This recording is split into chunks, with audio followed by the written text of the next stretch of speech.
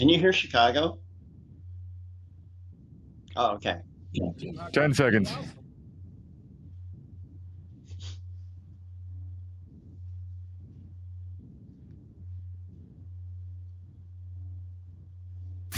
Ladies and gentlemen, can I please have your attention? And I need all of you to stop what you're doing and listen. Now, live from Chicago, the Hal Sparks radio program Mega Worldwide. I have come here to chew bubblegum and kick ass. Hal Sparks, actor, comedian, and multimedia personality. And I'm all out of bubblegum. Hal Sparks. All right, let's do this. I honestly, I think it needs to. I need them to say my name at least one more time in the opening of the show. I mean, we could arrange that. You know what I mean? Just repeat it. You know? Yeah, exactly. Think of it. Thanks. It's sort of the audio equivalent of Dan Bongino's background on his show. If you've ever seen it, it looks like it looks like if chicken pox, if logos were distributed with chicken pox, that's what it would be. If you look at Dan Bongino's show, it's he's right up there with Mancow and his sort of Ayatollah Saddam Hussein design style. You know what I mean? Just plaster everything, and maybe eventually people will think you're worth paying attention to. And why Johnny changed his background on Skype to a Christmas sweater? Who can say? I didn't even but know it works it was for a me. thing. Oh yeah, of course it is. There you go. Now you have a tech startup firm. There's all sorts of fun happening as always at infotainmentwars.com and of course at fwank.com, which is how you get to the Twitch channel, twitch.tv/HalSparks, where you can become a member and support the show using your Amazon Prime account because it's free for you if you do that. And it doesn't cost you a dime, but it helps the show, and it's cool if you do that. It's a helpful thing. Yeah. And then, of course, it's been a crazy week. Needless to say, very, very disappointing week for Republicans overall, because I don't know if you've heard this, Johnny, but the job numbers came out, and they were really good. Yeah, and the unemployment went down. Yeah, it's got to be rough for them right now because even though they're rooting against all the American teams in the Olympics because 3 or 4 of the players aren't sufficiently nationalistic for them, they kind of root against all of them. It's funny how a couple of the soccer players make them angry, and the occasional, I don't know who the other ones were that they have a grudge against, but that's enough for them to write off everybody in track and field. Like, boo javelin, you know what I mean? Like, it's the weirdest thing. Like, if everybody's not on the team, nobody's on the team. It's sort of like the United States of Koresh with these folks, and it definitely applies to the job numbers right now. This is by all measure, excellent job report from July. Non-farm payrolls, which is always a fun part of this, is the non-farm part. They separate out the farm payrolls because aren't those perpetually subsidized? Yes, and also they rotate a lot of migrant workers that are non-citizens, and so a lot of those folks come across the border, work for a little while, and then go home, and they don't want to count those folks as part of because obviously they're not going to vote in a district and that kind of stuff. So there's a lot of it's seasonal workers. It's effectively kind of like, and it's totally legal, by the way. I work in payroll, and a lot of my clients they come in and they pay income tax, but they don't pay into Social Security and Medicare. Right. Yes, and it makes sense because they're not their own countries, or they have some equivalent there, or they're making significantly more coming across the border and working than they would at home, and it translates. Whatever. That's vilifying and demonizing, and saying that their very existence means open borders. Because let's be abundantly clear, while we're on this subject, that Hillary Clinton and other Democrats and other Republicans and people, just anybody on these border states with a lot of ag business around them, have always recognized the need for migrant workers to come over and work on farms and then go home. And so they needed some sort of system in place that separates them from people who are crossing the border without, the legal right to do so, and, be it card check or something else. There's this E-Verify, where where you can do that on a regular basis, and you can do it every day. So you don't have to come over, stay for 3 months, and then pack up and go home. And it's this weird kind of vacillation. They know, and you know, that you don't live here and you work here because it's right there. It's, a mile and a half from where you live in your country. You go to another country and work, and then you come home again. And I can see Russia from my house. That's right. It's the equivalent. It's like Sarah Palin, working summers in Russia when she was in high school. You know what I mean? She used to canoe over She's there. a candy striper out there. Absolutely, yeah. Until I guess the non-Navalny's of the world stopped dropping off or started dropping off. We call them non-Navalny's. Yeah, we do. It's harder to say in Russian, but the idea of we need a system in place that would be part of, say, comprehensive immigration reform, which is a bill that's been sitting for a long time, that's got bipartisan support, that would actually solve a lot of these issues. But if you solve that issue, you can't demonize those workers as if they are illegally here. That's the problem. That's always been the Gordian knot of Republicans dealing with immigration, comprehensive immigration reform, is that if we start allowing for a system where people can come over, work, and go home, and there's a system in place where it's, well refined, technologically advanced, and functional. And these folks come over and they work and they go home and they don't cause trouble and they're lovely people. And then it's really hard to go, eek, the Mexicans are coming every 4 years or every 2 years. It's the same with demonizing social programs that you right. Just go against during every election cycle. And then when they work, because you lost, people are and helped. you take yes, credit right. for it. Right. Well, I mean, that is where we are currently with the infrastructure bill. There's a bipartisan infrastructure bill that... as soon as those bridges start getting repaired, who's going to say, you're welcome? That's right. Yeah, that's the old, it's the Republicans' desire to play Santa Claus all the time, but never follow through with any of it, which is kind of the only Santa Claus part that they follow through with is largely tax cuts for a specific group of, a specific portion of society. But when it comes to stuff that actually benefits the country as a whole, they'll talk a big game but never move on it. I mean, even Trump's wall, which is one of his biggest promises made, promises kept, was not paid for by Mexico and was such a flawed and functionless concept that apparently the second he leaves office, walls stop working. Apparently, this huge influx, we were almost done. A month. Yes, I knew it. All we needed was a month, and the wall would have been working, and then we just forgot to paint it.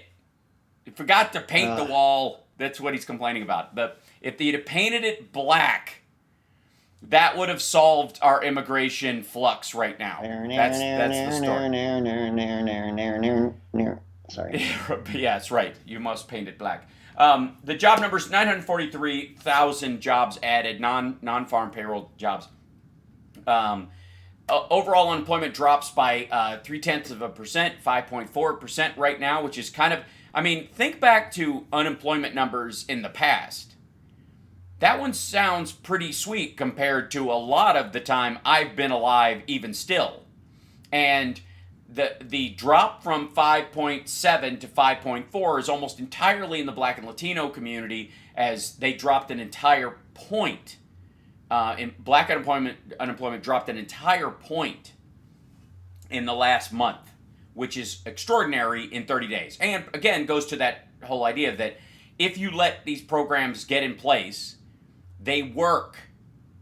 If you present people right, yeah. Well, they don't work if you're a campaigning Republican. Touche, right. Johnny Million. Yes. Yes, if they really don't, the social programs don't work if you are a Republican trying to stay in office running against social programs, because they do act as a springboard. They don't act as an anchor. They are not, the new slavery, the new, make like government your God, government your master, government your dad, whatever. That whole argument that's been around in Republican circles for a very long time doesn't work out that way. It really doesn't. Overall, people who are helped by these programs in mass end up benefiting from them. And I mean, Paul Ryan going to college on the SSI that he got when his father passed away, and then getting in office and trying to pull the ladder up after him once he was in the lifeboat, is a great example of that. The nanny state, because he got his. That's right. FU. That's right. That's right. His nanny was great to him or whatever, but that's the rarity. Most of the time. For him, you know what I mean? He's got the strength and the moral fortitude and the intellect to be able to deal with that, so he doesn't rely on his nanny forever.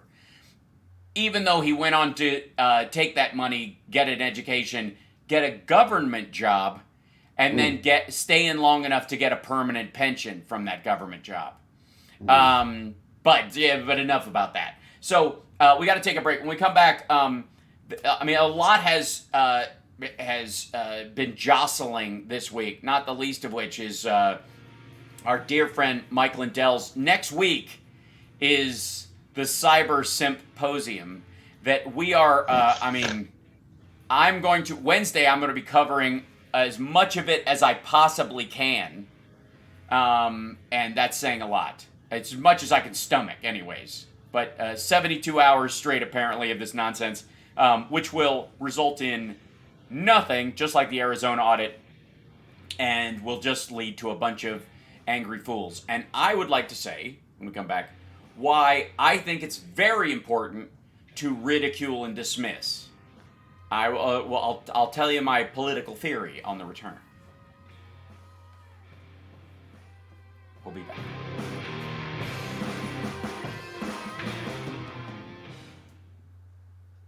Yeah, there are a lot of COVID deniers dying recently who are getting ridiculed post-mortem.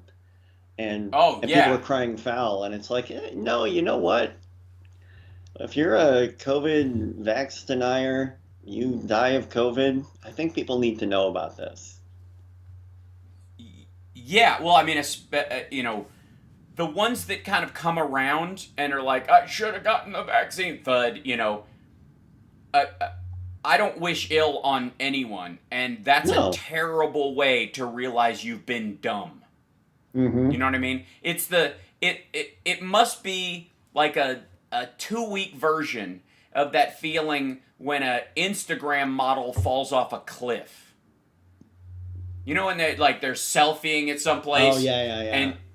And these people fall into a ravine taking a selfie, and that moment where you're like, ha, like that, oops. What was I thinking? Yes, that for their, I guess is mercifully short in those moments.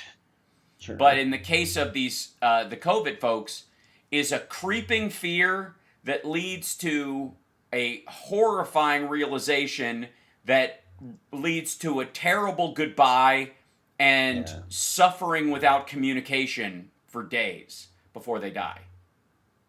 And that is awful. 1 minute, guys. Mm-hmm.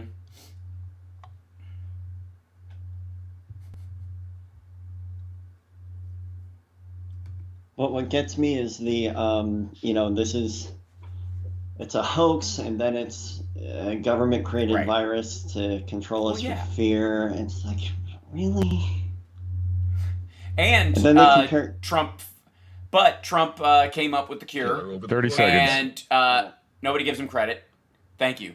Nobody gives him credit. Flu. It's just the flu, and everybody I get a flu vaccine. People die from the flu. You get a flu vaccine. Right. People, please.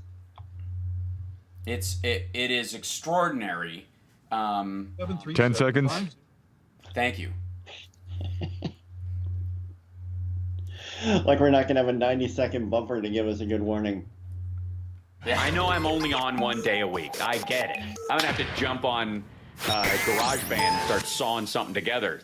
This is the Hal Sparks Show. Wow. And a guitar note, and then progressive, and all that. Yeah, it's going to be good. Hey, Hal, did you mean something like this?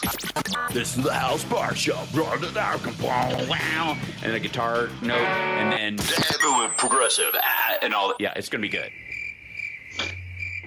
The Hal Sparks radio program, Mega Worldwide. Yeah, it's going to be good. I especially like going into these sort of like Matrix club scene music out of that as well. I think it's a good. Yeah, we're definitely on. Yeah, I'm pretty sure. During the break, Johnny and I were ruminating, as it were, about the fact that there are a lot of people in the news right now, especially because of the spike in the Delta variant throughout the red states. Multiple stories of these regret moments. These, and I was making an analogy to these stories about Instagram models or TikTok stars that fall off of cliffs taking selfies and die and are found a day later when they haven't posted. And that moment that they have when you lean a little too far back on a ravine trying to take a selfie of yourself in a bald eagle or whatever, and you go oops, and you realize you're gonna die in that moment. And that a lot of these folks who are anti-vaxxers or this weird mix, and we were talking about this, Johnny, this odd mix of it's fake, it was a hoax, it's no big deal, it's just like the flu, most people don't have a problem, kids are immune, yada yada, mixed with the Chinese created it in a lab to attack us, and Trump let it in, but so we could kill it, I guess. And then, but also it's just mind control by the U.S. government to force us all to wear masks to get us used to wearing a leash, I guess, is the idea, so that we're more easily controlled in the future. Which, by the way, is working out great. Yeah. I mean, if there was some part of MK Ultra where somebody filed a report and said, all you got to do is this, we need a little something a little worse than the flu, just tell them, and then half the public will jump one direction and the other half will jump the other way and lose their mind. And that eventually everybody will come around, and then they'll all get into the chute like rodeo bulls, and you can do whatever you want. That person should be fired from MK Ultra. I just don't think that they did. Polio schmolio. Yeah, exactly. Yeah, who smallpox.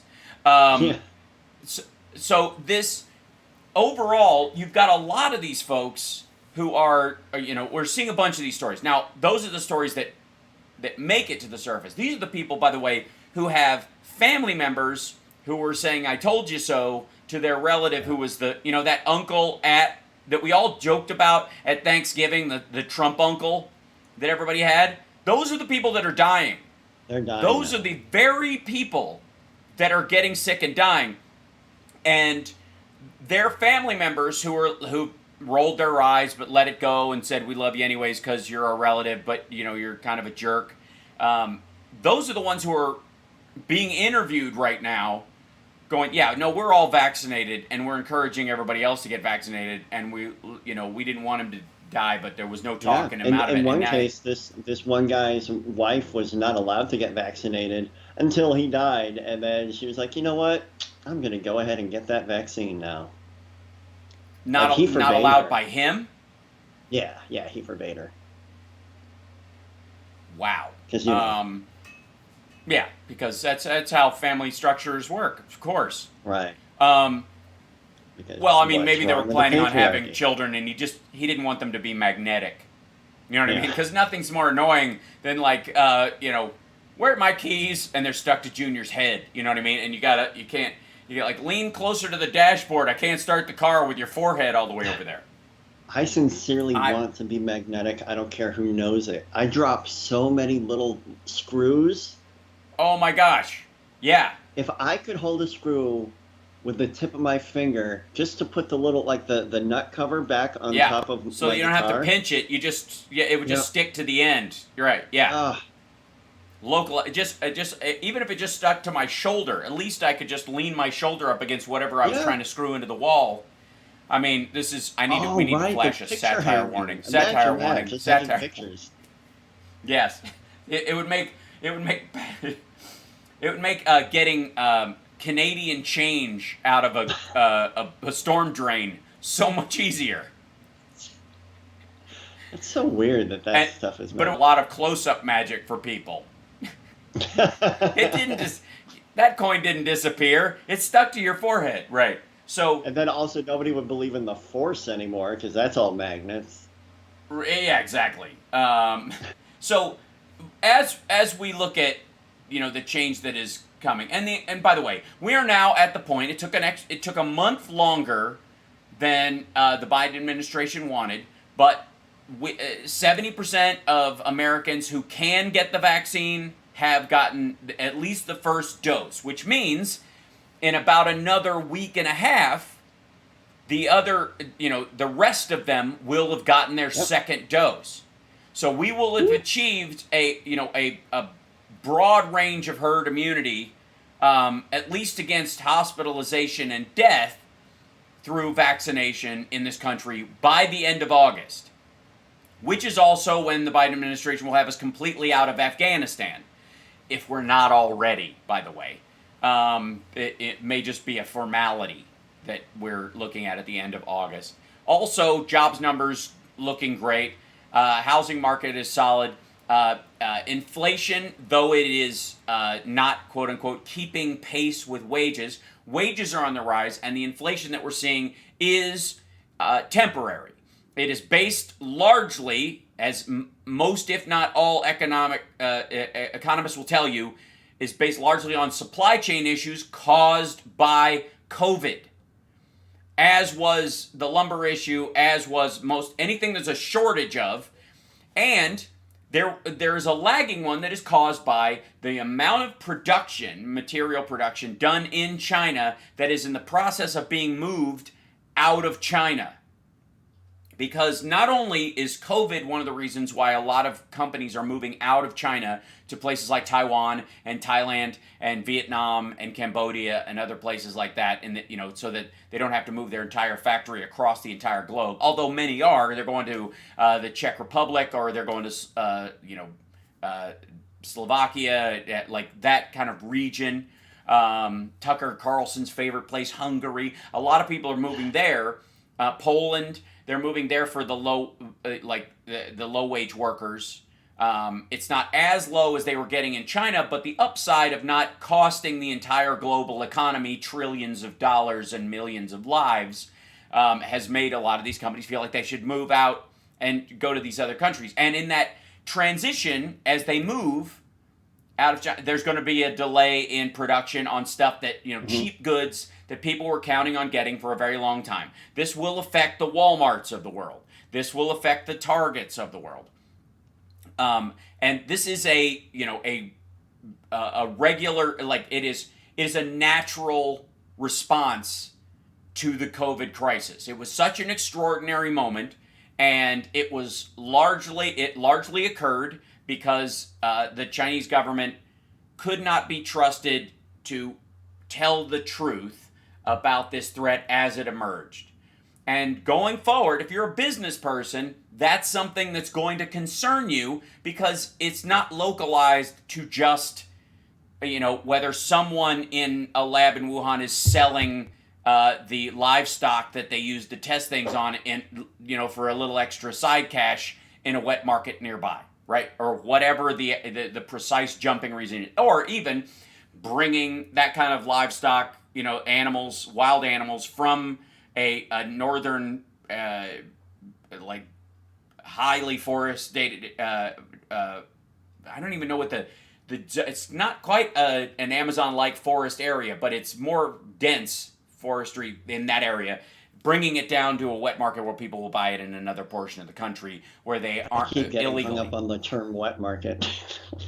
It's so rough. Quit it. Yeah. So it is. Yeah, it's a tough one. But while that business transition is happening, that's going to have an effect on the economy. It's just naturally going to occur that way. And a lot of the cheap stuff, which, by the way, the people who buy the cheap stuff and sell it for a living are going to have less money to spend.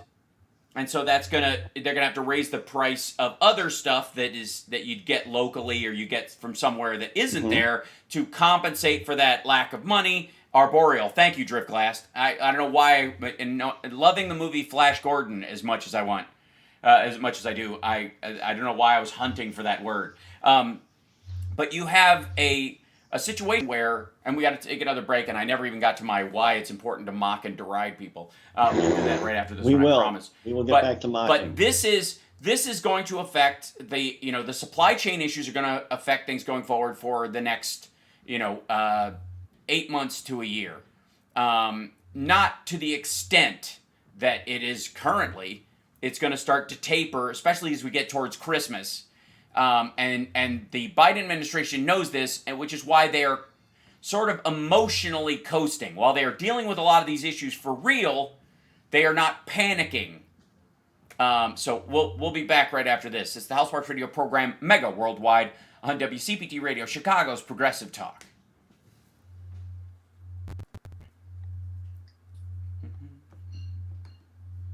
Seriously, that's where we are.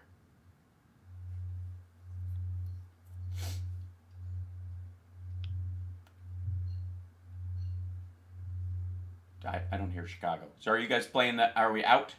Are we there, Chicago? I don't hear the commercial music, like the trans commercial music. But okay, I'll just assume it is. We're fine. According to my swearing now. That's right, and we'll see how fast it goes to break. Hi, everybody in the chat room. By the way, as you know, last week was Johnny Million's birthday. We were celebrating it, and today we're celebrating Can't Stop Lion's birthday again. Yesterday was Can't Stop Lion's birthday. We had a lovely time. Thank you guys for your generous gifts as well to the Can't Stop Lion birthday fund. It was lovely and much needed and very happy. And I was very happy to pass it on. It was great.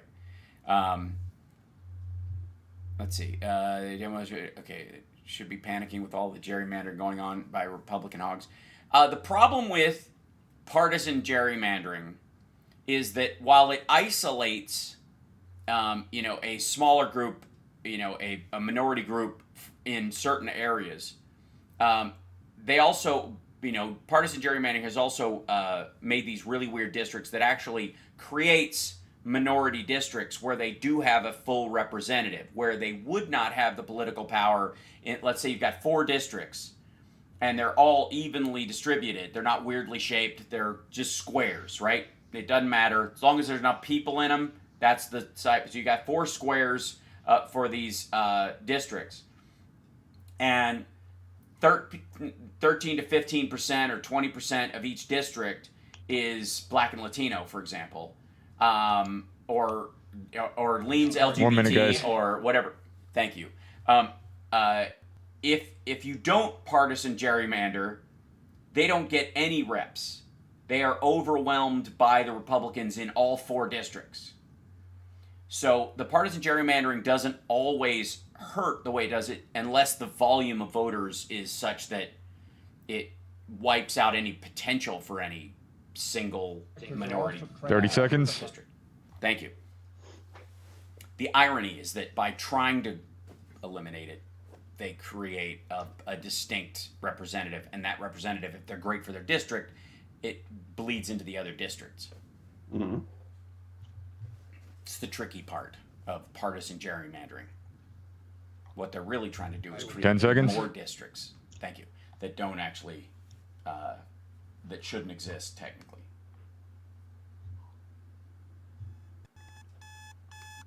It's time! It's time! I like it. Go ahead. Hal Sparks. That's right. He's not kidding. So yeah, Hal Sparks is back, y'all. I love him! I'm Art. He is good. I'm Bobby, The host of Where Are They Now? Now let's get back to the Hal Sparks radio program, Mega Worldwide. Hey, listen. Listen. Welcome Welcome back to the show, everybody. Like Thanks. Inside a coffee can. Yes, they are live from a coffee can on a shelf. Yeah, on the south side, down there.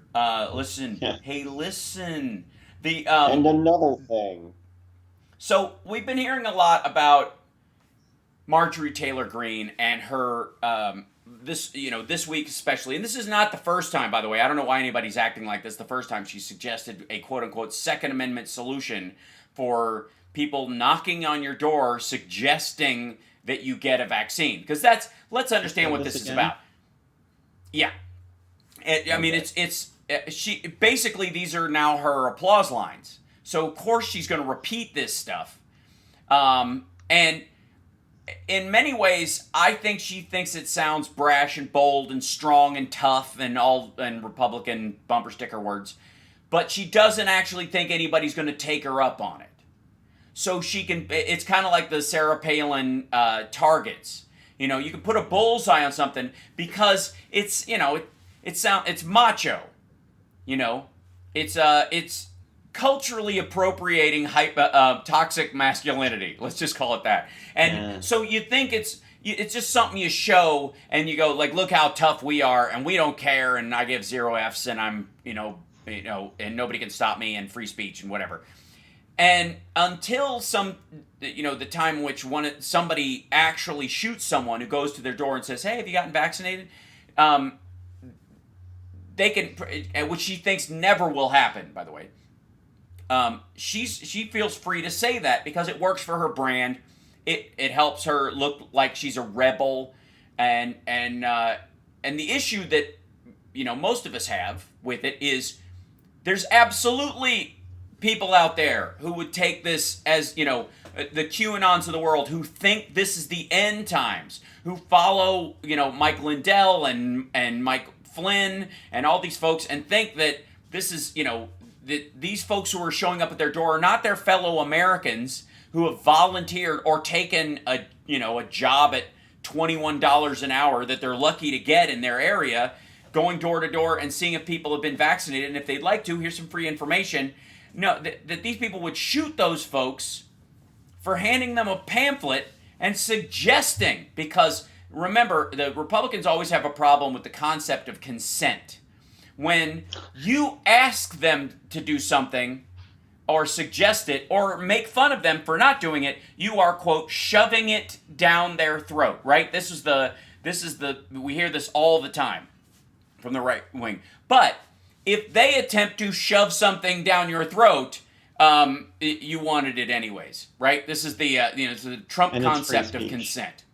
Yeah, and it's free speech in their beliefs. This is, and so there's a lot of folks who are recognizing that there is a true danger that there are lunatics out there, and people are going, well, you want to mock Gates and Green as they go around the country saying these kind of things, or Trump from his, from Mar-a-Lago, from the Winter Woodhouse, sending out these kind of messages and trying to, that can weaponize lunacy, right? Mm-hmm. That's the fear, that they think it's just hyperbole, but it could result in real world danger. See January 6th, right? Now, that is absolutely a concern when Donald Trump is president, or if Marge Green or Matt Gaetz were actually president in like a week, right? No. That's been pushed. I don't know if you know that. Oh. The Arizona report isn't going to come out for sometime in the next 2 months or the next 15 months. Okay. Is the trajectory for the Arizona recount paperwork, and then Mike Lindell's thing is next weekend. So that would be kind of anticlimactic if Trump was reinstated in the middle of it. I was going to rent some things. I'm going to have to make some calls. Yeah, I would put a pin in it for the time being. Yeah. But the idea is that these folks can be genuinely dangerous, so we mock them at our peril. And I would say the exact opposite. I think the more serious we take them, and the more serious we take their utterances, the more other people take their utterances seriously. And the more we mock them and deride them as ridiculous without any sense of merit, it undermines, even if they want to go, but she's really telling the truth or whatever. The louder and more openly and more freely we are laughing, the harder it is for them to take that person seriously. I believe that with every depth of my soul. Maybe it's because I'm a comedian. And the fact that I'm a comedian is the most important part of my identity to myself. It is more important than my gender or my sexuality or my height or anything. That comedy in and of itself is my raison d'etre, and everywhere in my regular interactions. And because I recognize its power, and a couple of silly songs did more to bring down King George than did all the protestation of the bishops, is a famous historical quote. And it's true that people making fun of the fact that the emperor has no clothes, and people laughing at the Marge Greens and absolutely refusing to take them seriously while taking the lunatics seriously. Right. That's fine, but acting like they should listen to some degree by not by stopping making fun of her or going, oh, this is very serious. It makes those people go, she must be onto something. They're scared of her. And we've heard this phrase, they must be, they're upset and they're afraid of us, so I must be onto something. This is the, we have seen this multiple times on the clips I show on my regular daily live stream at infotainmentwars.com or at fwank.com, FWANQ.com, every day, 3 o'clock Pacific time. I go on and I look at these folks and I look at the stuff that people talk about in the news months later, and they go, where did this come from? Well, I show where it comes from. It's on the Victory Channel and that show Flashpoint that they have on these like pseudo-Christian nutcases on there, and it comes from the dredges of Glenn Beck's show and Newsmax's less popular series, and little flights of fancy that Dan Bongino says after he sees Diamond and Silk say something after they get a letter from the Heritage Foundation that this is this week's talking points. We look at all this kind of stuff, and all of them lately have been saying if you watch MSNBC or CNN or any left-leaning thing, which includes Fox these days, according to them, that whatever if you're afraid of something happening, it doesn't mean that you're afraid of danger. It means that they must be right. Yeah. That by worrying about the Arizona audit, it means not that we're concerned that they're undermining the elections of the United States or undermining the legitimate election of our president or any of that, which is a genuine concern that they can't. They're afraid of the truth. That's exactly right. And the same thing with Marge Green. If we stop laughing at her and start being afraid of her, then she must be on to something. Now, the analogy I would make is that if I've been watching, I don't know what you binged during COVID and then the current unpleasantness, the secondary spike, where you're like, we were going to go out to a couple of things, but we're going to tap the brakes on those things for a couple of days and see.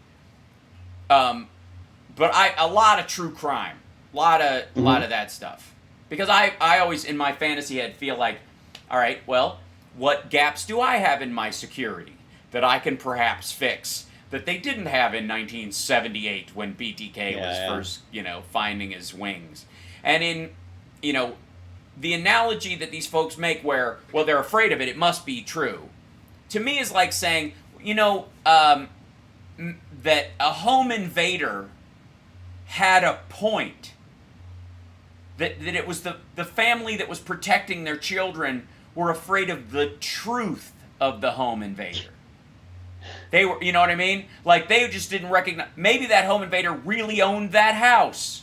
That's the equivalent, right? That's the argument that they're making. Just into your house with a gun, you defend your family and die trying, right? And to the right wing and to the GOP and to the current Republican Party, they side with the home invader and go, maybe they had a deed.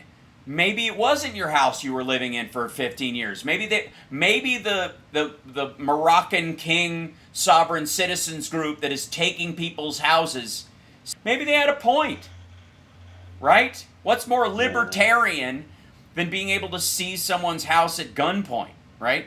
Well, that's the equivalent of where these folks are. That's what Marjorie Taylor Greene, that's what Mike Lindell, that's what all they are the home invader in this point. And they are bursting into the door saying, look, I have a gun that's better than a deed. I have the former president and the entire machinations of the Republican Party, and I have all these people, and you're afraid of me, so this gun must be loaded. I've got,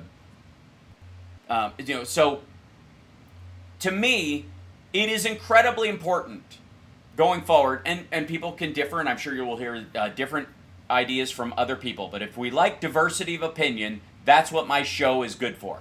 And what I would like to say to everybody who listens to the show regularly is do not refuse, as an act of civil disobedience, refuse to take Marjorie Taylor Greene and Matt Gaetz seriously. Matt Gaetz will be eventually charged with child sex trafficking, and that will be the end of his career in Florida politics until he runs for governor. And Marjorie Taylor Greene will peter out like any of the historical lunatics that have passed through the Republican Party and run on racist and bigoted tickets over the years that you don't even remember. Yeah. There have been. All I remember is I'm not a witch. Right. Yes. Right. There are dozens of people like, oh yeah, remember her? Remember him? That she will pass into that chunk of history as well as the ridiculous, cartoonish, members of the House phase in and out. We continue to take her seriously in our utterances about her. Now, if she does something illegal, she should, the FBI, the Capitol Police, the Nancy Pelosi, they should take that part of it seriously. But even then, mockery and derision on top of it. More so than almost any other thing, because I refuse, this is where I'm digging in, I refuse to take this person seriously. Yes, and like Sarah Palin. At no point, Sarah Palin was taken seriously at one point. They were like right when, if you'll recall, we got to take a break in a second. Do you remember when Sarah Palin was first added to McCain's ticket? Do you remember when that happened? Like, I didn't know who she was. Yeah. And you were like, wait a minute, she's the most popular governor in the country? Yeah. Well, yeah, of course you're popular if you're the governor of the state that hands out government checks to everyone, that basically has UBI, built into the structure of the state from the oil. It's easy to become the most popular. And we were all like, oh my God, did McCain outflank the Democrats by putting a woman on his ticket? And then you're like, oh, they picked her because she's pretty and dumb because that's the only person Republicans that could hold their gaze. There were tons of qualified Republican women that could have run. But why did they pick her? Eye candy, and it was embarrassing, and it was shameful. And it was, in many ways, embarrassing to her, even if she doesn't care. Yeah. But taking her seriously didn't benefit us at all. And ultimately, it was the mocking and derision that she earned so well that continues to this day that keeps her from being a formidable force in the Republican Party. And the same thing will be true of Marjorie Taylor Greene and Matt Gaetz and all of that crowd. We got to take a break. We'll be back right after this. It's the Hal Sparks radio program, Megaworldwide on WCPT Radio, Chicago's Progressive Talk. We're here every Saturday. Join us, won't you?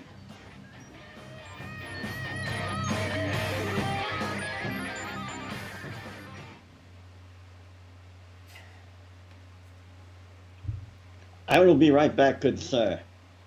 I understand. Thank you. Yes. It's a good picture. I like it. I think we should, let's see. How do I end this? I see. Drag this out. There we go. Take this and keep dragging out and then move this. Move it. Whoops. Get back over here, you rat. There we go. Hopefully that will solve it. There we go. Hi, everybody. Welcome. Good to see you. Thank you. And by the way, welcome. Saturday we get more trolls, especially in the Facebook world, than we normally do because 30 seconds. Thank you. Because the crowd size tends to expand on Saturdays for the radio show because it's my regular show plus the folks who only listen on Saturdays. And because of that, we get more trolls, and we want to welcome them. Thank you, trolls, for expanding our reach. We appreciate you being here. Unless you 10 seconds. Thank you. Overtly say something, violent or sexist, misogynistic, or racist, whatever. We don't care that you're here or whatever. And we appreciate the fact that you'll never get your time back. So thanks for being here. Because we're coming back to the Hal Sparks radio program, Mega Worldwide. Oh my God! They went a little crazy with it, and I appreciate it. Now let's get back with Hal Sparks radio program, Mega Worldwide. Welcome back to the show. So there has been an expansion in do we dare call it that? There's how do we phrase this in a way that I can say on the radio that won't get me swear. There has been an overlap, let's just say, in some left-wing talkers and right-wing talkers kind of trying to meet in the middle in a kind of like anti-Orban style state, if anybody watched the Tucker Carlson stuff this week. And in understanding that the right wing itself is getting increasingly fringe, and the fringes are kind of like, while they battle each other regularly, they, there tends to be a lot of horseshoe theory, that ultimately they agree on a lot of the same stuff. They both like a lot of government spending on certain things. They just, some want it in the form of corporate subsidies, and others want it in the form of, ultimate debt forgiveness of everything, and both of them, once they start overlapping, they could go, well, if it costs a few people, I mean, is it really a problem? I mean, you can't make an omelet without letting some people die of natural causes, is the idea, and there has been a bunch of that, especially around sort of the talk about COVID and the like, and the there, Johnny's back, there he is. I was just mentioning, Johnny, that there's a lot of overlap. Yes, there's a lot of overlap, right-wing to hyper-right-wing to hyper-left-wing. Mainly the part they agree on the most is that, look, some people are just gonna die. And, I mean, aren't we just prolonging the inevitable at a certain point? And if they have to do it because we want Medicare for all turned on like a switch, or they have to do it because, COVID's not a big deal. Ultimately, those are just jobs opening up. Because, one of the things that we have to recognize over the last year, especially, and the clamoring right now in the business world, is how hard it is to fill some jobs, right? Right now. There's a bunch of, they're having trouble. Really?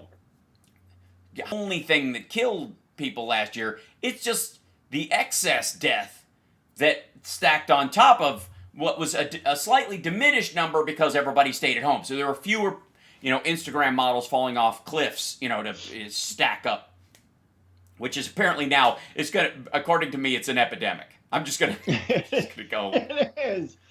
It's like quicksand. We got to do something. It's all right. It's everywhere. The minute you hear about it, and then you forget about it. Mm-hmm.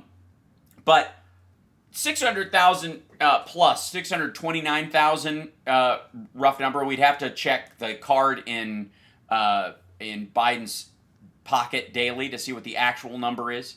But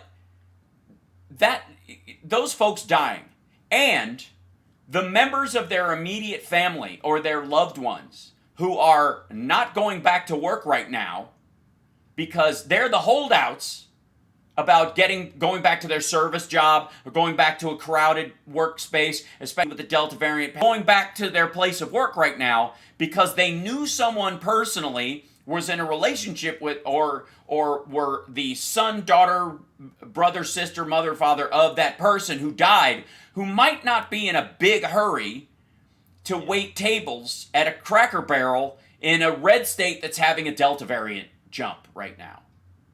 And that you can, there's occasional moments when you can look at the statistical averaging on something and you could see the number.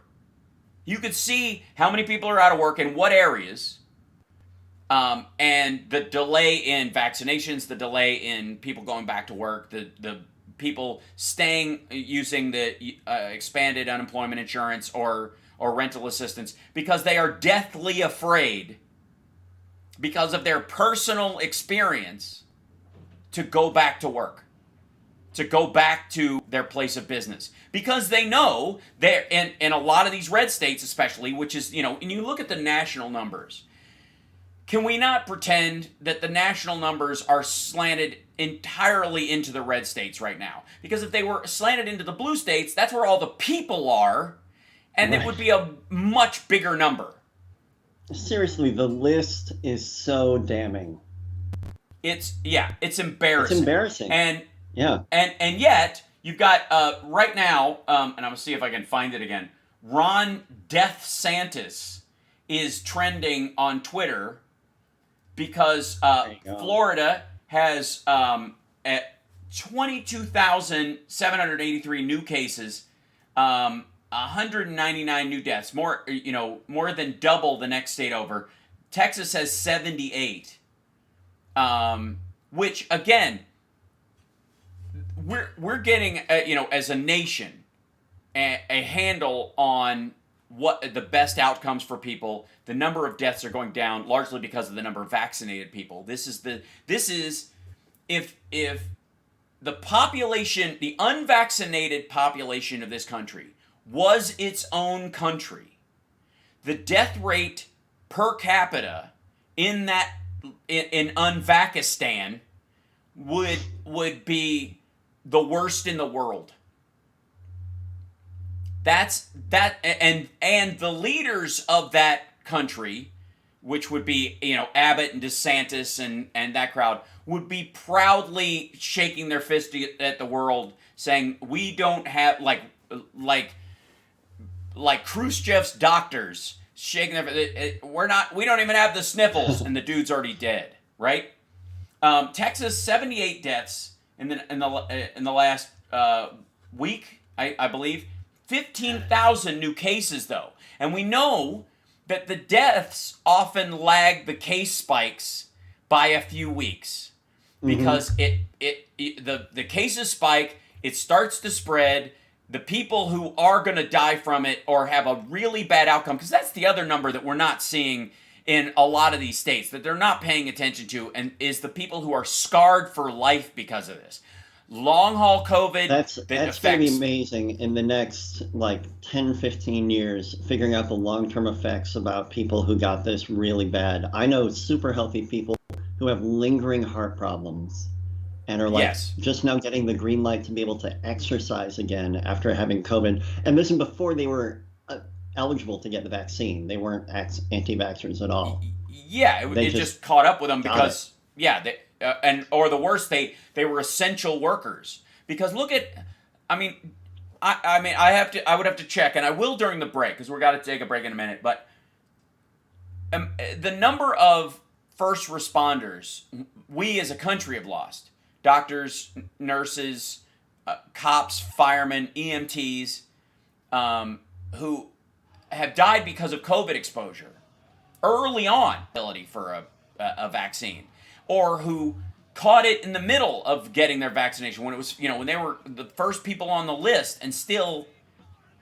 right as they're about to get it, caught the disease and ended up passing from it. The ripple effect of a death, and I know this from personal experience. A lot of people listening to the show, know this from personal experience.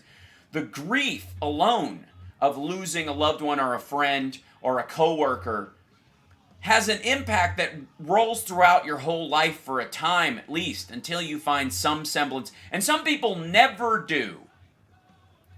So the scars about 629,000 people dead that's a deep one in this country and worldwide that will go, that will be felt every time we run our hand over that skin for the rest of our lives.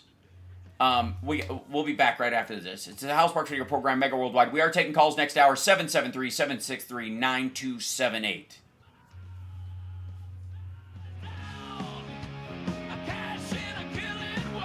Let's see.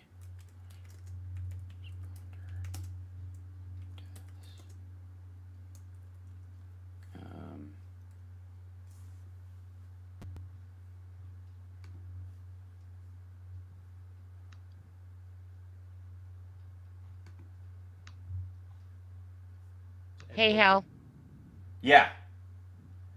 Yes. Johnny Million still sounds like he's overpowering you. He's louder than you. I and then see. Also Tom, I will fix that. A caller, Tom, who's a faithful listener. He said, it sounds like Johnny Million's louder than you, and it sounds like it's under the sea. How about now, Johnny? Check it for me. I'm checking it right now. Check 1 2. Check 1 2. Oh, perfect.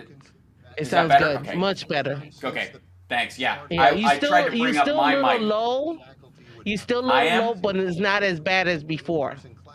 How about now? Is that better? That's pretty much as loud as I get without getting in the red. No. That's good. That's good. Right there. Leave it right there. Okay, great. Yay! All right. I'll keep those settings for next time. Yay. You have a caller, Steve from the Gold Coast too. Okay, great. Yeah. So there's a site called EMS1. That first responders on the front lines, EMS providers in particular, are increasingly vulnerable to contracting COVID-19, and the death toll includes a significant number of EMS personnel. And this site just lists them. Let's see. If we have not included EMS professionals, and these are just ambulance and like paramedics. There's one. It was like about 70 in here just from this one site. COVID-19 firefighter deaths. They don't list a number because it's they don't want to be seen as a number, so they're and rightly so. But they're like this whole site. Like I'm just scrolling through this. These are all folks who've died from COVID because of contracting it from people who. Yeah, just on and on and on and on and on. But it's fake, There's a what is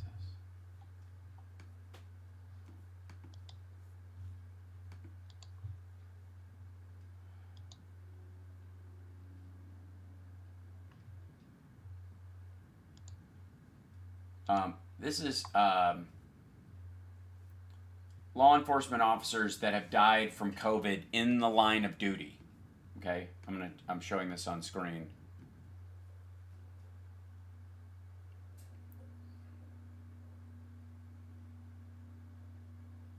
Beginning in early 2020, thousands of law enforcement officers and other first responders throughout the country have contracted COVID-19. The following law enforcement officers died as a result of contracting the virus in the line of duty. This doesn't even include people who were retired or just got it and died.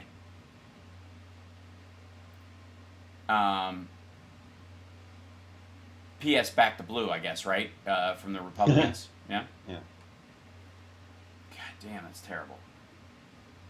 It's like one of those mosaic paintings where if you squint, you can see where they use people to create a giant picture almost. It's that many. Fuck.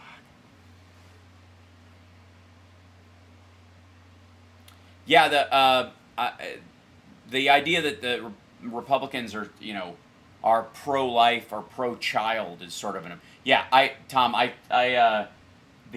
was looking at let's see, basically first responders deaths. Let's look at healthcare workers.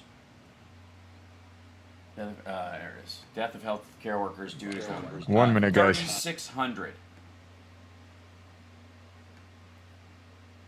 3,600 health workers died in COVID's first year.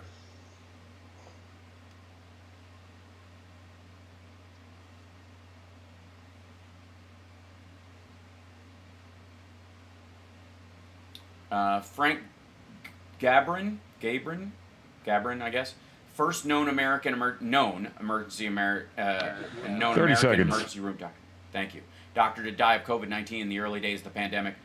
He was 60, was on the front lines of the surge treating COVID patients in New York and New Jersey. Yeah, like so many others, he was working without proper PPE.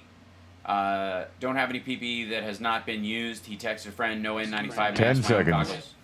Thank you. My own face shield. Ultimate untimely death was the first fatality entered in the Lost on the Frontline database. He worked without PPE and died. You're listening to the Hal Sparks radio program, Mega Worldwide. I've had people walk out of me before, but not when I was being so charming. Video streaming at halsparks.com. I don't care for you or for the putrid sludge you're troweling out. Puss-faced little pimp stick. True progressive talk. It's time for you guys to give up. Welcome back to the show. We do have callers. 773-763-9278 is our number. Who do we have first, Lady B? Who's in there? Who do we have? Who's up first? Who wants some? It's Steve from the Gold Coast. Oh, excellent. And that's Zach, by the way, everybody. Hi, Zach, from everybody in the chat room and all that. Steve from the Gold Coast, welcome. Yes, thank you for taking my call. I wanted to say something with regard to the point that you made in terms of confronting these people. And I absolutely agree. I've been alive long enough to remember this in three major manifestations. For people who aren't terribly old or don't remember, it was a time when you tuned into talk radio. It was your local talk radio station in your city. Then we started syndication, and it really took off in the 80s. Well, come 1994, we find out that the Gingrich revolution, that was ushered in through talk radio. People who said, oh, we'll just ignore those morons. They're just a fringe part of some ideology in America. Who listens to them anyway? Turns out millions of Americans listen to them. And they turned out and they voted.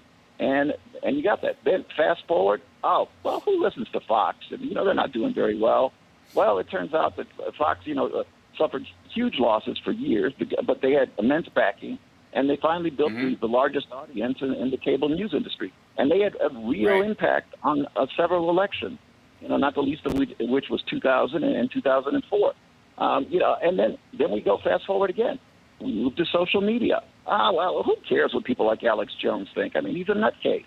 Now, as it turns out, again, millions of people believe these crazy nuts. And they have as much right to vote as someone teaching policy at a university, because that's the way our system works. And the danger is that we ignore them, that we marginalize them, and simply say we don't care. Because when we surrender that ground, then they occupy it, and nobody else does. Right. No one's there to say, well, you know what? The Earth isn't flat in reality. 2 + 2 is not 5, and these are fairly simple concepts. We relinquish that ground. They're left to it on their own, and they can go ahead and forward whatever narrative they want. And that's where Americans are getting their information. You can look at a lot of good research out there. People are not getting their information from a diverse set of sources. They go to the places that reinforce their existing ideology.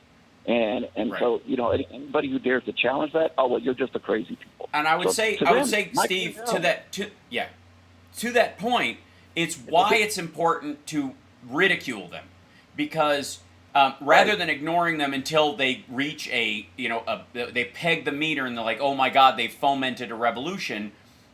You could make an argument that one of the reasons why Trump was elected was because Jon Stewart left The Daily Show when he did.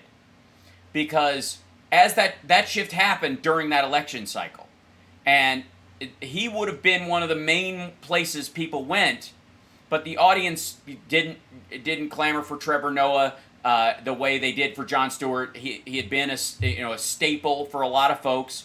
Colbert had left shortly there before to move on to his talk show. So while he was on later at night, it was a different crowd entirely. And so the people who we relied on in a lot of ways to mock these people and take them down a peg, to make them people recognize how inserious they are as people, were gone. And it did have an impact. And instead what people did was, it's nothing. It's nothing. It's nothing. It's not nothing. It's something, but you have to remind everybody that what that something is absurd, ridiculous, foolish, and stupid, and deserving of mockery. Right, absolutely. You've got to keep coming back and hammering at it, because the moment that you say, all right, well, I've critiqued them, I've made fun of them, and I'll leave them alone for 6 months. That's a 6-month period in which they will just go ahead and rehash the same nonsense, and they will get 1 million, 5 million, 10 million people on board, because it's just frightening when you look at the number of people who actually reject the science behind COVID vaccines. And then you look and compare that to things like the polio vaccine, smallpox vaccine. There was a time in American history, and this notion that the science is linear in terms of the way in which we regard it and accept it. No, it turns out that we've gone backwards. That we have less faith in science, less faith in our institutions. The things, and the right that always had an undercurrent of anti-intellectualism has now become a tsunami of anti-intellectualism. Universities are just horrible places where you send kids to be indoctrinated by a bunch of Marxists. And, you really shouldn't send your children to a university because it's not really doing anything to make them better American. I mean, could you imagine anything that's worse for a society than to argue that children need less education than more? But that's essentially what the right has done. And we've got the challenge. That is an entire threat. For people who don't know, you know this, Steve, but a lot of people who watch the show regularly, they may not be aware that this is a constant undercurrent on the right. Is the beyond just anti-elites, it's anti-intellectualism, and it's anti-study. Education. They view the better the institution, the better the school, the more dangerous it is. It is a talking point one could find straight out of a foreign country that is trying to lower the educational strength of the entire country, of America. Right, and it will try to qualify it. It'll try to qualify it. Well, you know what? I mean, you want to send your kids to school to study IT good or engineering, okay, but God forbid they study political science, philosophy, sociology, history. Who needs that? Literature. Exactly, because I don't know, maybe the people who founded America, the men, as flawed as they were, were children of the Enlightenment. Yeah, exactly. Study those things. So you wouldn't have an America without that, because engineers did not found America. With all due respect, and IT people, and as great as medicine is, that didn't found America either. It was the philosophy of the Enlightenment. But that requires that you study things like sociology, psychology, history, and political science and public policy. It also requires that you study things that are the opposite of what is good, so you're aware of both the talking points of the kind of rising authoritarian crowd that tries to rear its ugly head every couple of decades, so you know how to deal with them when they show up. You know what they're going to say. You know how they're going to manipulate the populace. You know how they're going to control things, and you can respond to it.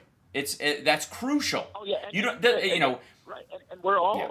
And we're all guilty of perhaps being ignorant of some elements of what the other side is doing, and that's exactly it goes exactly to our point. I mean, you guys, a few weeks ago, you were talking about the Charlottesville rally and the crazy chance of that Jews will not replace us. And I too, I believe just when I was listening to that chant, I said, that doesn't make any sense. There aren't enough Jewish people in the world to replace anybody. But that's not what they meant. They meant that Jewish people are in power and are trying to replace Gentiles with other people. But I didn't know that at the time because, I wasn't really following along with what the crazies think. It took a while. It's hard to grasp. It's a funky thought process. It is very weird. It's not logical in that regard unless you're aware of what the goal is. Right, absolutely. And I mean, these guys are nuts, absolutely nuts. We can't ignore them. You actually, I watch Fox. I think that I get frustrated watching it, but I can't afford to ignore it because if you let Tucker Carlson have that ground, there are people who are never going to turn away from him. He's got them. A lot of older, especially white people, especially white males. But there are some people who are reasonable, who are moderates, who are moderately right, who you might just be able to get to. You might be able to save a few of those minds. And given how close our that's ultimately what Hillary Clinton was saying about the basket of deplorables, comment, which, Fox News used to go, she means everybody. She means all of us. And what she was saying was there are people who you can reasonably disagree with on a political level who is who she was talking about. What they decided to do was go, that whole crowd is all of us. That even though she's specifically talking about the violent, anti-gay, anti-woman, anti-black, anti-immigrant, anti-minority of any sort, I suppose, crowd, and she's singling them out, that's just what she's doing first to eventually get around to meaning you. Because that's what we would do, so that must be what she's doing. Yeah. Yeah, and to be fair, because I want to be fair, we have our share of crazies on the left, and I can spend an hour critiquing them as well. Anybody who seriously wanted to defund the police, as in you call 911, sorry, nobody's picking up, we send all the police officers home. Yeah, we have our share of crazies, but that policy is not in danger of actually eliminating any policing in America. Nobody's taking it seriously. It isn't being implemented anyway. That's the difference. Right. And when it filters through the Democratic Party, what it ultimately ends up being is it starts out as some people clamoring for defund the police, and by the time it reaches the functional level, it ends up being demilitarize the police, or maybe it was a mistake to give them attack helicopters. Did we learn nothing from Blue Thunder? Right. Whereas on the right, it's literally like suggest the lunacy and jump right in. Because they are, the biggest fundraiser on the right now is Marjorie Taylor Greene, and Matt Gaetz is the second highest. So and both of them are in jockeying in position as far as the kind of money they're bringing down with Donald Trump on a national level, and it is driving the party in function right now. They are acting as if and it's all. And the only reason that they can raise that kind of money is that same circular logic. Well, the only reason we're being attacked is because it's part of this deep state conspiracy. So therefore, obviously they're going to go after us. Forget the fact that Matt Gaetz could actually be someone who's had inappropriate contact with teenagers. Well, yes. God knows that can't be real. But it can't be. You could be as Donald. So Donald Trump was right when he said, you can shoot somebody on Fifth Avenue, and get away with it. Yeah, you can, because you can just blame it on a giant deep state conspiracy to frame you, and you can get away with anything. Well, and ultimately, thankfully, he was, in the abstract, anyways, wrong, as he has been many other times in his life. And had someone even slightly capable or mildly intellectually curious, January 6th could have been successful. But all the folks who were like, if, Donald Trump was this close to bringing down our democracy, he was this close. No, he wasn't. You know why? Because Donald Trump is a screw-up. And he will always be a screw-up. And he has been given so many things in his life by, birth, wealth, or locale, being in New York, being born a second-generation rich kid, being, basically delivered into the media by Mark Burnett, where he could carry this illusion of actually being a functional businessman, which, by the way, that show was failing, which is why he decided to run for president, which is why he had extras appear at his his campaign launch. And even though he won the presidency using the Electoral College and lost the popular vote, and then lost it again, he screwed up 4 years he was president, and he still screwed it up. He still was incapable. He had every tool. He was the leader of the free world, had access to the levers of power on a scale that other humans in history would have, lived and died seeking, and still managed to screw it up. And he always will. He's already spent the money that they earned this year. Sorry, go ahead.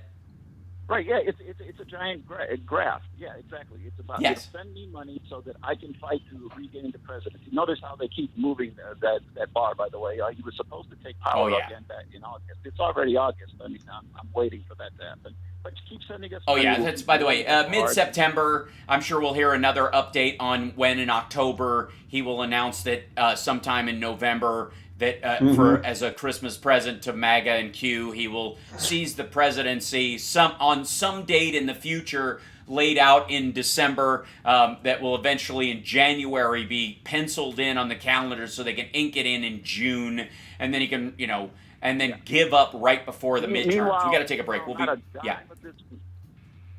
money. A dime of this money has gone to help defend any of those people that charged the Capitol on January 6th. That's how much he thinks about his supporters. Yeah. Oh, not only is it not going to defend those people who attacked the Capitol on January 6th, and it won't, and I'm glad, but it's also not going to go to support any members of the Republican members of Congress who are running next year at all, which is why we always say on this show, if you're a MAGA or a Trumpster and you truly support his cause, do not send any money to the RNC. Send all of your money. Go to donaldjtrump.com and sign up as a monthly subscriber. Not that you have a choice. Give him all your money. Just do it. Do you even MAGA, bro? Give him your money, because that if anything will keep it out of the election coffers of the Republican Party or candidates that are running, it's that. And you watch. We are 6 months away from Donald Trump charging candidates for endorsements. Count on it. You heard it here. We'll be back right after this. Thanks, Steve.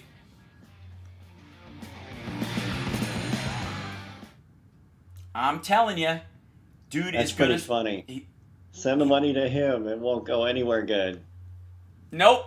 Please, for God's sake. And trolls, I mean, we have a couple of them in there. Any of the maggots who are watching, why are you even here? You should be at Donald J. Trump right now, entering in your credit card information. Just hook it up to your PayPal and push the siphon button, I guess, on his site, and just let it, giant sucking sound out of your bank account every month.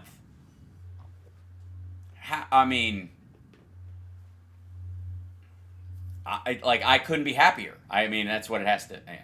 So.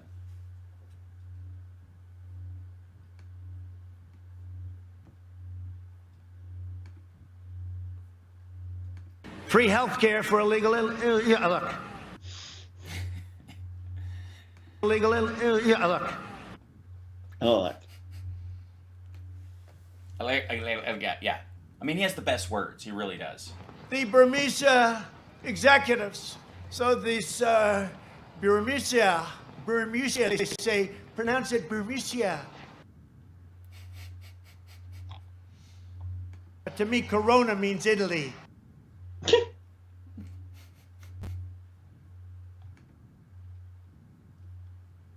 Michigan gave us Motang.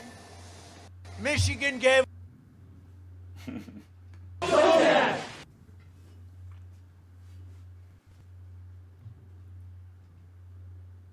Trump, is that, yeah. Honey, what's that sucking sound? Oh, that's just our PayPal. I hooked it up to Trump. Trump stutters way more than Biden. It is an interesting thing. His kind of odd, and it is beyond his little 30 seconds. Thank you. You've got two more callers as well. We have David from Florida. He wants to talk about COVID. And Earl from Hyde Park, he was going on about Fox News and similar to thing with Steve about knowing your opponent's positions and stuff like that. Yeah, sure. Okay, we'll go in that order then. and I'll ask you who they are. So David first? Yeah. Okay. Yes, David from Florida first.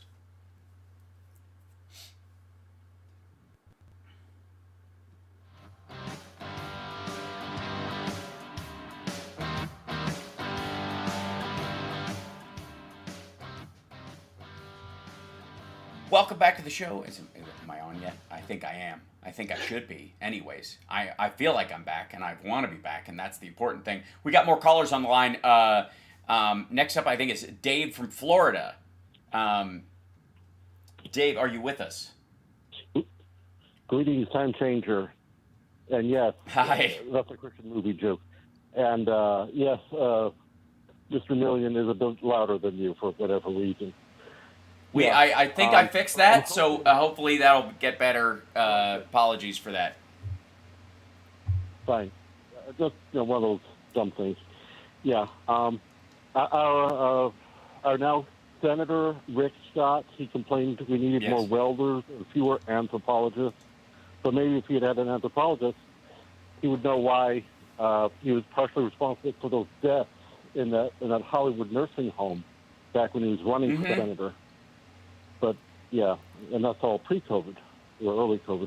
Sure. But, well, I mean, you want your senator to be somebody who made money off of healthcare by making it worse, especially during a pandemic where he's a member of a party who doesn't believe it's a real threat anyways. And lying about it 75 times, or pleading the fifth 75 times. Right. Right. That's right. Yeah, but right here in North Miami Beach, we have a kidney dialysis center, and of course, COVID kills kidneys. So I'm wondering if our libertarian friends will be selling their kidneys. But sure, for some extra cash. You only need one, right? And nothing else bad is going to happen in the rest of your life. You might as well cash in on the parts. If there was if there was a market for appendixes, these folks would be lining up left and right. My question is, how do you deal with? You're in Florida, right? You're in North Miami Beach. Are you seeing a reaction to the rising numbers as far as behavior, or are people just blowing it off and going, it's really just we have a lot of old people, so that's probably it? An attractive woman met me at the supermarket, no mask, because it's Florida, and she suggested that I take off my mask, and I work with older people, and then she tried to suggest it was giving me breathing problems. No, I breathe just fine, thank you. So it's so weird. Some of us dumber. That's the part I don't understand. And is this where I wear a mask inside stores and the like, but as soon as I come outside, I take it off when I'm walking to the car or in my car by myself. And I do see some people who are driving around with their mask on, largely I think because they just forgot to take it off. Not because they're afraid of the interior of the car. Unless they've got somebody in the car that they're transporting. Maybe they're an Uber driver, and I don't know that there's somebody in the back seat because they're passed out and wheezing. Couldn't afford an ambulance, decided to Uber to the hospital with breathing problems. But everywhere else, once you're outside, far away from people, you take your mask off. What is this whole, I believe in fresh air, and all these people there was a woman in front of one of these city council meetings when you didn't have the right to deny me fresh air, and you're like, you only have to wear it inside buildings. There's no fresh air inside buildings. What do you think outside is for? What are you talking about? That's ventilated, circulated air. It's other people's butt wind and coughs and sneezes. What do you mean fresh? It's the weirdest thing. Take off your mask when you go outside and breathe deep. And also doctors. Why aren't doctors dead all over the place because they wear masks? Yeah, they should be dropping like flies. Yeah. Mid-surgery. Yeah. So, go ahead. It collides with the housing problem. Just like we're not that far from Surfside, where the condominium collapsed. And so there's the building Crestview in Miami Beach. So now we have all these older Hispanics that aren't usually attending City Hall, even remotely, and they are effectively homeless any day now during the COVID crisis. Right. And meanwhile, we've had a shakeup of jobs that maybe there's been a bubble of some jobs, as for people who can work from home or delivering, but other jobs are falling apart in the return to normalcy. That, including me, I've been basically laid off from a job I had 13 months. But I love Stephanie Miller so much that I had groin surgery just in honor of her, so that cost money. So all the shakeups, I hope we can go down and do it. Okay, here's how we better manage our kidney supply and our housing supply, so the people aren't organization, a minimum wage job to be homeless next week. Right, and I appreciate the call. We're right at the hard break, so we got to take off. I appreciate you calling in. And there is, this. It's interesting how underlying in all of this is this fear of governance that the Republicans have. That managing a limited supply of something and being conservative, literally conserving something you don't have a lot of, seems to be entirely lost on the Republican Party, whether it comes to the environment, whether it comes to natural resources, the availability of a vaccine or PPE even at the time. There's this, as long as I have plenty, who cares about anybody else? And if I don't have plenty, it's someone else's fault. It's very odd. And it is very specific.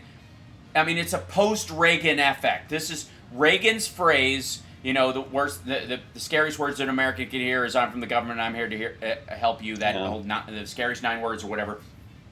That is the root of all of this. That belief system that led him to say that, and that phrase itself. We're seeing real world deaths because of this nonsense. We'll be back right after this.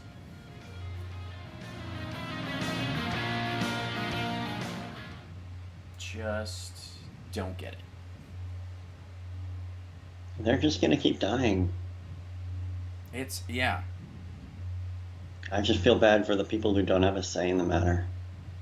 Yeah, Northwestern Star says they loved government overreach right after 9/11. Well, yeah, because that overreach was seen as affecting only someone else. Yep. Yeah. But when that same government overreach starts asking them where they got all those guns... Right, or why they were talking to Russians, during the lead up to the election, and the Russians they were talking to weren't just random Russians.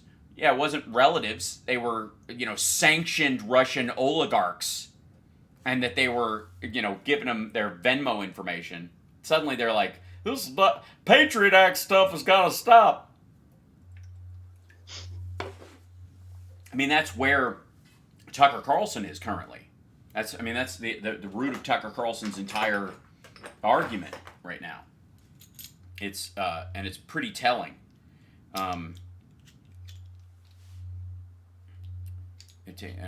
Yes, and that's just Dollface saying they're taking innocent folks with them, which is exactly the taking her seriously. It's harder for them to do it. Ultimately, they might get a little more angry at times.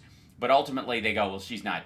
I need to find somebody cool, because it's a little bit of a high school mentality that they have. That you gotta find. If you make fun of somebody, if you zing them and it sticks, which is, by the way, thank you. Why Trump, won the Republican primary, because he knew that amongst them. Yep. Now, if you make all he had to do was make fun of Lindsey Graham and Ted Cruz. I mean, Jesus. Right. And on the Democratic side, if you make fun of someone and you're cruel about it, or it's particularly biting or something, the reality is large groups of people will come to because of the anti-bullying beliefs on the left. It's not cool. We'll just come to their defense. It doesn't mean you'll defend what they're saying necessarily. You're just like, hey, that was offsides, right? Yeah. There's a gray area where you can operate intellectually. That's not the way it is on the right. It's like vegan responding to 10 seconds. Thank you. A meat eater responding to veganism by going, I'm gonna just have a steak. That bullshit. When people Yeah. Yeah. MTG is a 7th grade meme. Exactly. The show may almost be over, but there's no need to cry, as it's now time for the happy ending. I am happy, you are happy, let us be happy together, whether the weather is it's going to be a big happy ending. It's gonna be funny, Bunny, bunny, I am lucky, you are lucky. Let us get lucky together, whether the weather is cloudy or breezy. I'll be there Maybe to it's say, because of the hey, come job on, numbers. let's take it easy. Isn't it nice to have the friends that you do? And isn't it nice that the sky is so blue? And isn't it nice to say I love you, chugga chugga choo choo, woo woo. I am smiling, you are smiling. Let us smile together, whether the weather is cloudy or stormy. I will still be there in the morning. I'll be right by your side in the morning. I'll make you breakfast in the morning. I hope that you like cereal. Promos are working. Welcome back to the Hal Sparks radio program, Mega Worldwide. And yes, it is time for the happy ending. Yay! Yeah, it's actually we're early. We're a whole segment early for the happy ending. 25 minutes of happy ending. Are you ready unless for this? I've been canceled, and this is how we find out. This is it. That they've learned the lesson. Don't let him say a real goodbye. That would be I think we actually have other callers, which is sort of a happy ending anyway. So let's. Who else do we have on the line? We've got Earl from Hyde Park and Paul from Seattle. Excellent. Cool. Let's go to Earl first. Earl, welcome to the show. Earl. Hey, Hal. Thank you for taking my call. Yeah. And I'm trying to be brief. I know you have a couple of guys, but I like your program, and I always do. And my question to you is, I have been very disappointed with the left and progressive ability to debate the conservative craziness. And like what I'm trying to refer to was last night on Bill Maher's program, in the panel discussion, you had Malcolm Nash on one side, you had a Jewish guy as the Ben Shapiro opinion, conservative, and then you had Bill Maher, who can, I think, sometimes can vacillate between left and. Well, he has to as the host. That's the nature of the show. He literally makes his bones on his moral flexibility. That's the basis of the show. Is that if he sided either direction, the show's over. So vacillating is part of it. It's partly again what like Tim Pool has monetized on YouTube, for example, and that's there was a big article about him in the Daily Beast, and people have been talking about that. But that's the business model. Tim Pool's business model is the same as Bill Maher's in a lot of ways. But yeah, it was Ben Shapiro that you're talking about. Okay, look, I've forgotten Shapiro's name. Now, I wasn't trying to be racial, ethnic, and no, I understand. Of course not. No. No, but I want to come back to it. And the reason why I mentioned that the fact that he was a Jewish guy is because he tends to, during that program, support many of, distinctly just like his ethnic background.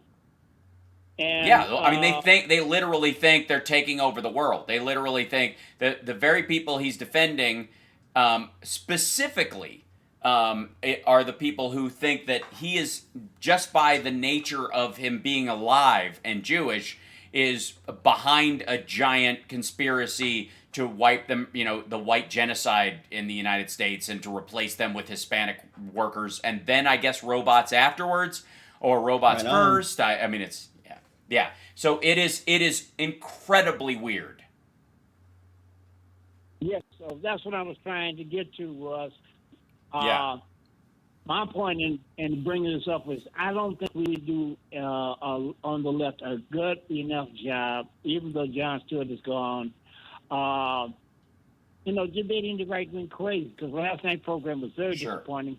Malcolm Nash, I don't think did a very good job pointing out the hypocrisy there, and I think we don't do a very good job in the overall media as far as left-leaning progressives debating the right crazies on the right. So I'm gonna hang up on that, but that's not the point I wanted to try to make.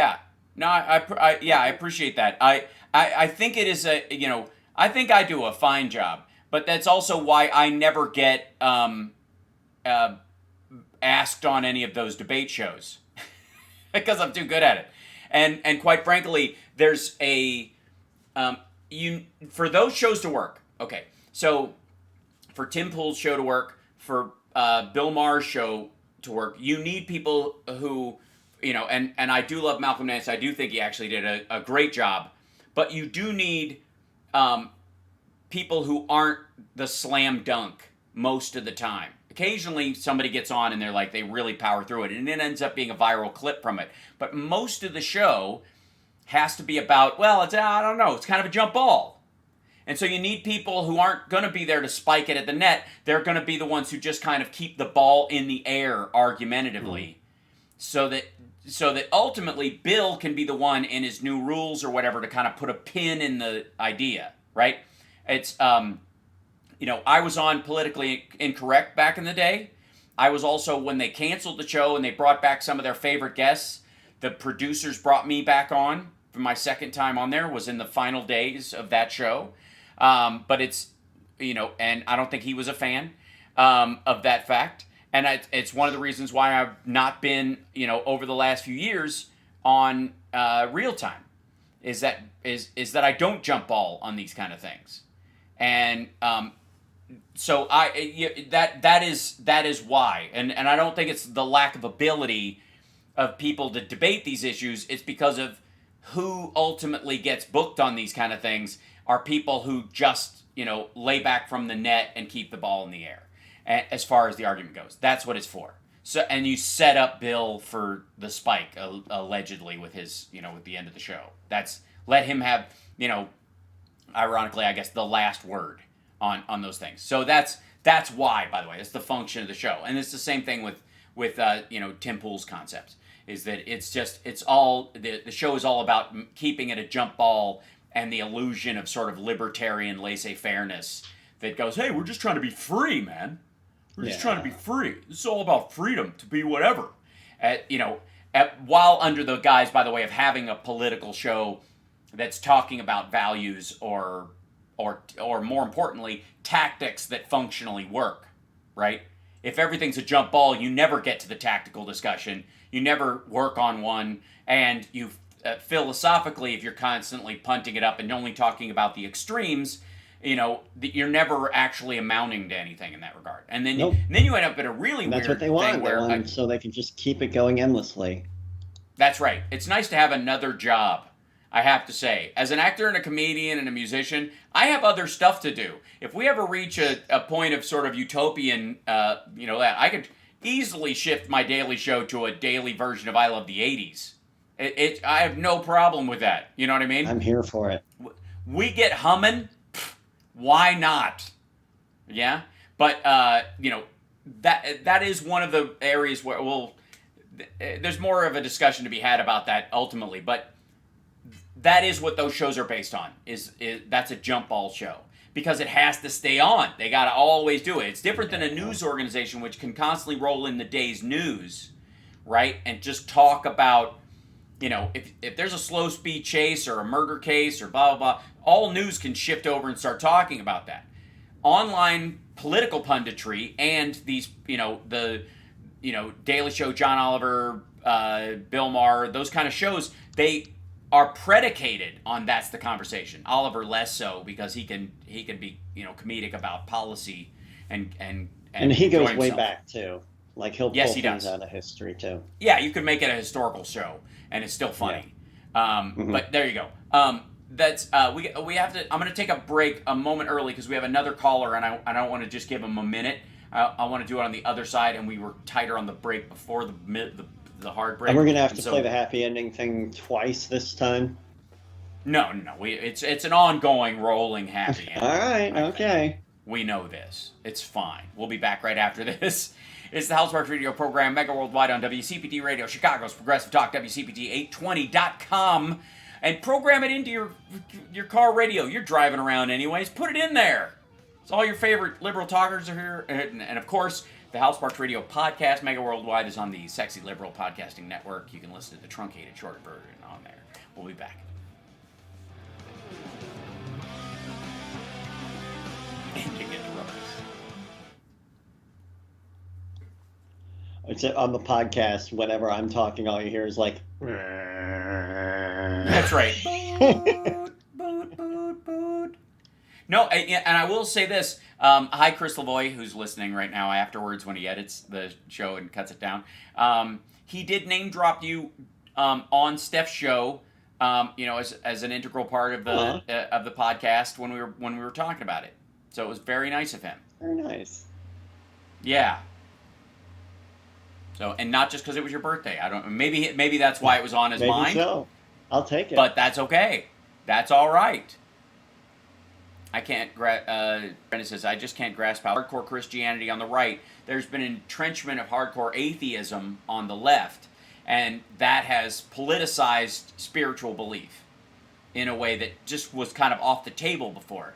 And the natural extension of that is, well, that atheists being super pro-science, as if Christians can't be, or Christians being super anti-science, as if there's a reason for them to be. Because if you believe in God, you believe God created everything, right? Everything, including the moments of inspiration that creates vaccines, whatever. But that's why that spike has happened. I mean, Raw Story aren't just atheists; they're assholes. Here we got 15 seconds, guys. Thank you. And that's, as much as they're the flashpoint of atheism in that regard. And that's also why there's a kind of like running Darwinism, on the left, and there's some overlap in that Darwinism with the Republican side.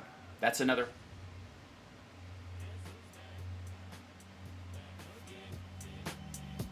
Hal Sparks. It's true. You want to tell a friend? So yeah, Hal Sparks That's back, y'all. That's Johnny's doing that with his hands. Yeah, Johnny's doing that sound with his hands. By the way, go ahead. It's impressive. I don't even know why you picked up the guitar. Quite frankly, it's so musical. Thank you. And I know what you're thinking if you're at home listening on the radio or in your car. Sure, he's doing that with his hands. So, you're welcome. I would like to say thanks. But before we get our final caller for today, also, and thanks for the extended, because of part of the extended happy ending. Thanks to everybody who comes to infotainmentwars.com, our YouTube channel, and subscribes. We are within swinging distance of 20,000 subscribers. This time last year, we couldn't hit 5, and we have bought no views. And we have bought no followers, unlike all of our rivals on the net, and I do mean all of them. We have not purchased any fake views or fake followers. I personally encourage people to not subscribe. So I know could be, you drive them away in droves. It's incredible. We have been ice skating uphill trying to get subscribers this whole time, and it just gets worse. Yep. But infotainmentwars.com will take you to the YouTube page. And you can subscribe there. Help us hit that magic 20K or 25K number, which is really, again, another... Because as we reach these little things, because of how the algorithm works on YouTube, once you hit these certain algorithm points, it automatically jumps you up in your visibility. These are the little hurdles they put up. Mm-hmm. The same thing is true of Twitch. We're on twitch.tv/HalSparks. You can go there by going to fwank.com, FWANQ, of course, .com, FWANQ. Fwank will take you there, and you can subscribe there using your Amazon Prime account. The more subscribers we have there, we have just under like 700. We have subscribers on there. If we hit 1,000, that gives us an incredible boost. So please subscribe if you're an Amazon Prime member. It won't cost you anything, and it helps the show, boosts us up, and gives us that help, and we greatly appreciate it. All right, there you go. There's my sales pitch. Also, super chats and bits and stars on Facebook will also help us if you want to support the show. That's a great way to do it. And yeah, I think I covered all the bases. I think so. That's it. All right, let's take our last caller. I think it was Paul in Seattle was waiting on the line. If he's still with us. Oh yeah. Oh, Patreon. I forgot to mention Patreon. But yeah, hey Paul. Johnny needs to get some heavy distortion and about 20 millisecond delay on that hand part sound. It really, I think you can use that for something in the studio. Absolutely, straight up Jimi Hendrix at Altamont or wherever. Yeah, the request has been noted. So Al, I'm thinking the Republicans in their voter obstruction, national voter obstruction movement. My analogy is this week is kind of what like adverse possession is with property, where you buy a piece of property and the white trash neighbors on either side have probably already have like encroached on it. You know, like their kids are playing on it for, yeah, yeah. And so then you know they kind of mow it, and then they put their kid's jungle gym on it, and then your kid goes over there and plays on it. Take it off our property, you know, and then he says this is our property. They said no it ain't, and then they take you to court, and then they say, well, how long has this been going on, you know? And the judge, and you say, well, we've been playing, our kids have been playing there for 15 years there. We put our jungle gym there in 1979. He never said nothing. And then it's a default property line adjustment. They just got your property, right? That's right.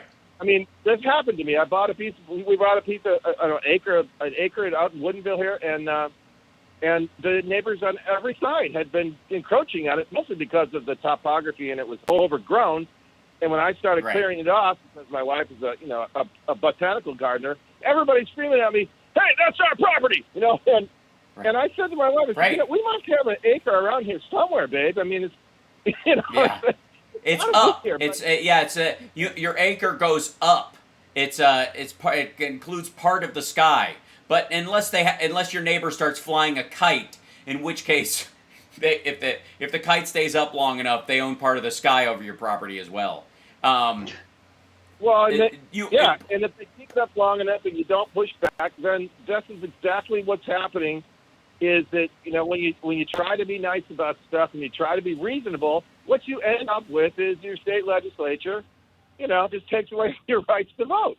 I mean, it's just one of those things that it's a little by creep by creep, you know, little by little, and that's kind of what they've done in these states to the point where it's going to be very difficult, I think. For instance, in Georgia, I think one of those Senate seats, I think Warnock's seat actually is up for re-election in 22, and it's going to be tough for people to and the way they write these things, I can see the court though. For instance, the law that says you can't give somebody a bottle of water, I can see the court saying, "Well, that would apply to white people too," but the law doesn't say how it will be implemented. In other words, it doesn't say, but in Atlanta, we're going to take out all of the polling places, right? We're not going to do that in the white suburbs. That's not in the law. The court doesn't see that in the law, so they don't. Exactly. Well, yeah, that's precisely what they're doing. Is like you make the lines intolerable and it impossible. And by the way, there will be a lot of water passing out at line place in Florida and the like, and they can't invalidate someone's vote because someone gave them a bottle of water, right? Your vote still counts. So even if, and they can't come over. That's a war crime. And possession is 9/10 of the law. They can't take the water away from you once somebody's given it to you. So the law falls apart and it won't stand up to anything. So it's an absurdity, but you're absolutely right. There's a lot of these areas where we've slowly but surely ceded a lot of this control. In a lot of areas, it applies to the right-wing controls of the airwaves. Quite frankly, the right-wing owned Patreon, which I forgot to bring up in the last little bit, but that's how they grew. They learned the super chat game on YouTube before anybody else did, and it powered this revolution in online right-wing propaganda networks. And by the time we caught up, and everybody was like, "Well, that's kind of what they do. We don't want to do that," even though it has nothing to do with anything. There's no side to it. We just cede that territory. Well, we'll just, that's their area, and we won't even fight on that field. That happens in a lot of areas. I mean, it's how the fairness doctrine, which the removal of the fairness doctrine was fair towards everybody. I mean, it's the same kind of application. Is he still with us? We didn't there you are. Good. Really think about right-wing talk radio being, only wackies listen to that. And it turns out, a lot of wackies. And then it was, Steve was saying that earlier, and kind of not taking it. Then it's the only thing on. Not responded. Yeah, exactly. Yeah. That's what. And I think one of the ways that Democrats all over the country should, beyond HR1 and SR1, or S1, is put a bill forward that in state legislatures all over that protect the right to vote. That a per capita rule on voting machines, functioning voting machines, and that anybody who, in state government who knowingly and willingly puts a non-working voting machine, one that's going to break down or is not functional, in a particular district, any district, by the way, that person can go to jail. If they're specifically doing it as a strategy to try and diminish the vote in an area, that's punishable by a fine and jail time.